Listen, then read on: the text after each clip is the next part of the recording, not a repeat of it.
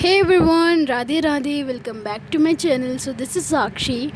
So today we are going to discuss about the formulas of beta and gamma functions. This is chapter of BSc first year students from NEP.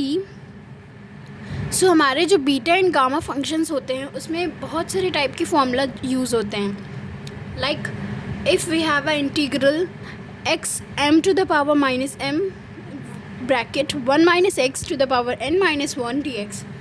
जब हमें इस form में कोई integral दिया होगा उसकी limits finites होंगी 0 to 1, तो हमारा क्या बोलते हैं बीटा फंक्शन m, n क्या होगा. तो हम लोग इस जो हमारा इंटीग्रल है इसे हम लोग m, n फाइंड कर सकते हैं, mn की वैल्यू फाइंड कर सकते हैं, राइट. जब हमें n फैक्टोरियल फाइंड करना होगा तो लेट सपोज हमारा इंटीग्रल जो होगा वो हमारा 0 to इनफाइनाइट होगा, मींस फर्स्ट काइंड इंटीग्रल होगा. हम लोगों ने ये कन्वर्जेंट और डाइवर्जेंट में पढ़ा है, ठीक है. तो उसमें होगा e to the power minus x to the power n minus 1 dx, ठीक है. ऐसे हम लोग n की वैल्यू फाइंड कर लेंगे. और थर्ड केस में हमारा n factorial upon m to the power n है, ठीक है. ऐसे फाइंड करने के लिए हम लोग हमारा इसमें भी इंटीग्रल जो होगा 0 to इनफाइनाइट होगा फर्स्ट काइंड का, और इसमें भी e to the power minus m x to the power n minus 1 dx.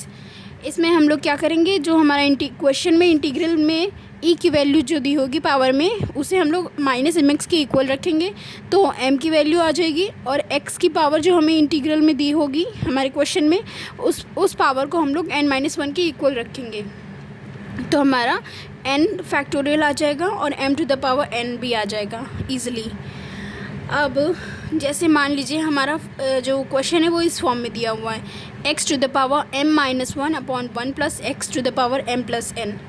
अगर ऐसे में दिया हुआ है तो भी हम लोग m minus 1 equals to power करके m की वैल्यू निकाल सकते हैं, और फिर n की वैल्यू निकालने के लिए यहाँ पर x कुछ होगा और यहाँ पर जैसे सपोज़ m की वैल्यू 2 आई तो 2 प्लस n इक्वल्स टू जो हमारा वहाँ दिया होगा नंबर, ऐसे करके हम लोग n की वैल्यू निकाल सकते हैं.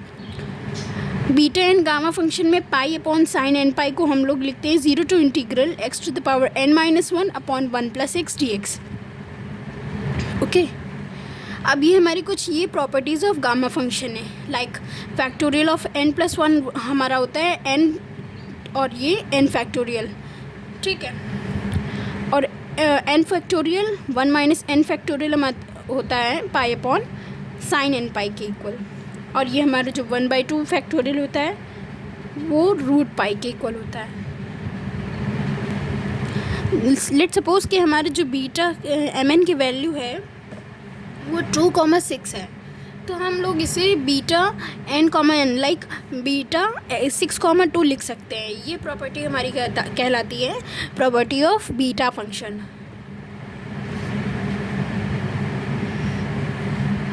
अब ये आते हैं गामा फॉर्मूले के ऊपर. ये जो फॉर्मूला होता है इसे गामा फॉर्मूला बोलते हैं. Sine m theta cos n theta d theta equals to m plus 1 upon 2 n plus 1 upon 2.